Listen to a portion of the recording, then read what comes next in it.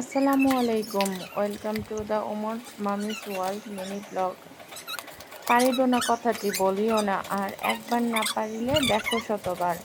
কেন পারিবে না তাহা ভাবো একবার, পাঁচজনে পারিবে যাহা তুমিও পারিবে তাহা। কেন বললাম এই কথা জানেন? মানুষ ইচ্ছা করলেই অনেক কিছু করতে পারে, আবার ব্যর্থও হয়। কেন ব্যর্থ হয় জানেন?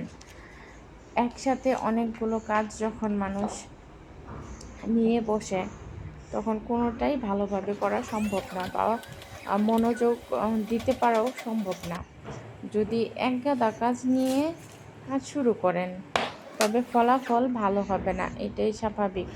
অনেক বেশি পরিশ্রম করার পরেও খারাপ ফলাফল পেলে কাজের প্রতি থেকে আগ্রহ চলে যাবে, এটাই স্বাভাবিক। সাথে আপনার আত্মবিশ্বাসেও চিড় ধরবে, একটা সময় হাল ছেড়ে দিয়ে বসে থাকবেন।